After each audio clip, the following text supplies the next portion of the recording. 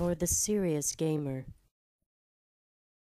Hey, it's Guns for Hire from NextGenTactics. Just a quick little note here. If some of you have not visited my Papa Daddy, the game station, you want to click on the link. I mean, of course, this is only on YouTube, not on our website.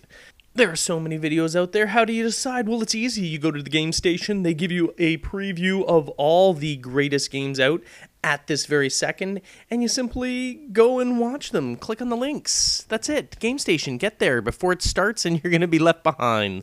Silly wabbits.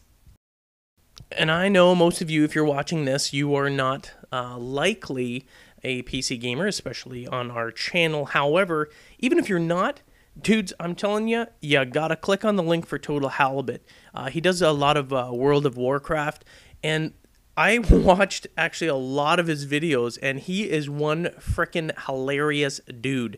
I'm telling you, you gotta click on it. Trust me, just watch one. He's actually very funny. It's like a funny little story. Even if you're not into it and you're never gonna be a PC gamer, trust me, you're gonna enjoy his videos. Click on the link. I promise you that you'll like them. Oh, daddy like. Right, so let's get into it, shall we? Battlefield assessment. World at War. And this is battery. By the way, this is probably my favorite level in all of World at War. And for whatever reason, it's also the level that most people skip. I don't know why. They don't like it at all. I freaking love it. I actually love it for the M1A1 carbine. And no, I don't use a modded controller like some people do. Whatever, to each their own. I'll still kill them, because I'll outsmart them. Yes, that's exactly what I'll do. So, let's go on the battlefield assessment. Atypical. Watching the little green arrows. Seeing where my team's concentrating, thinking, my team seems to be busy firing a lot from there. And the other team is constantly pushing, which means I can sneak up behind them if I go the long way, because no one seems to be coming this way. And as long as you monitor that, and that's what I'm looking at. First of all, I'm looking at the green arrows, and I see all of my team staying where they are, pushing and pushing and pushing, but I'm also seeing like a constant refresh of red dots signifying, and now I'm going to get into trouble here, because now they're figuring out, hey, there's this little critter down there, and he's chewing on our ankles. Yes. Uh-oh. Oh, my goodness. Put a little gas and get the hell out of there. No, dude, retreat. Retreat. Oh, goodness.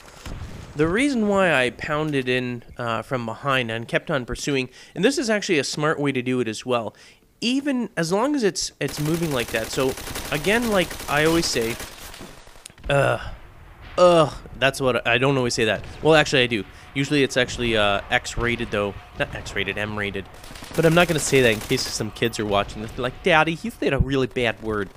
Anyway, so what I normally do is I watch where my teammates are, the green arrows, and I go the opposite way.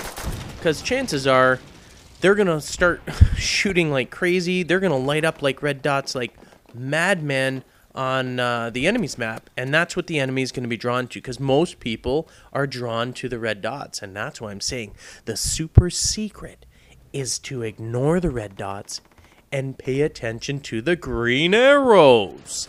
And what happened was, even if I went the other way, they were constantly active and gunshots were going off all over the place. So the enemy is likely attracted to that. Means maybe one, maybe two people, such like an enemy player like myself, who thinks like the same way that I do, and is thinking, you know what, I'm going to go the back way.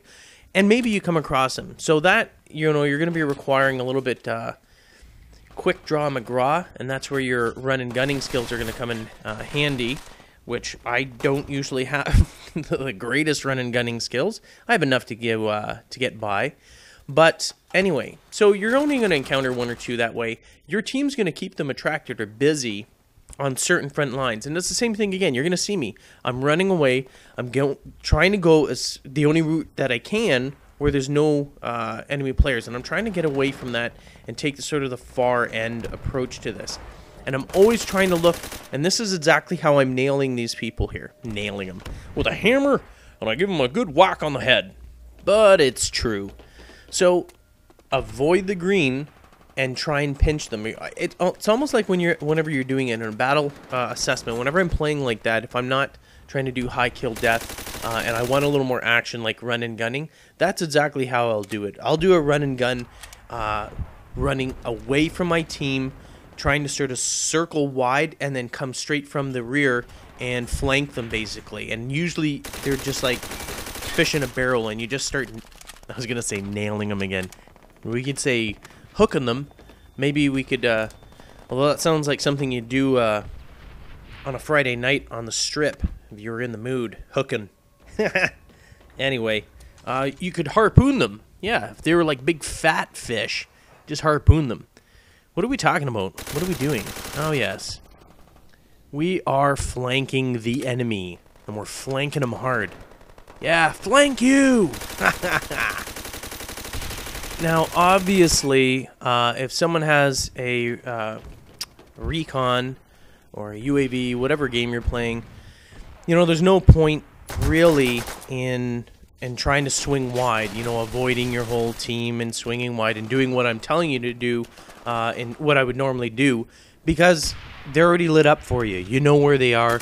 You might as well be a little more aggressive. You have the advantage, and as long as they don't have a UAV or recon as well, you've got to take advantage of it. So you got to, you know, try and swing wide still, but not like ultra wide like what I did in the very beginning of this game, where I'm like going around the entire map and trying to surprise them that way. Just take a route. Again, you still want to kind of avoid your own teammates because they're going to hog all the kills, and it's a lower probability that you're going to end up getting a kill if you're hanging around all your other teammates. So you still want to sort of separate, but don't go like, you know, 20 minutes out of your way to swing around and go, ha-ha! Because by the time you get there, they're not there anymore. And, oh, what is this guy doing? What? Extended mag, son. All right, beauty. Beauty, beauty, beauty, because I'm away from my team. Best place to be. And now I'm going to, I believe at this point here, I figure that my team is still on the back where I came from before I crossed over the towers. So I'm actually, at this point here, I'm thinking, okay, maybe I can actually flank them. I'm assuming at this point here that they're in the back here. And look at that. They are. Ha ha ha ha. Now you die, GI.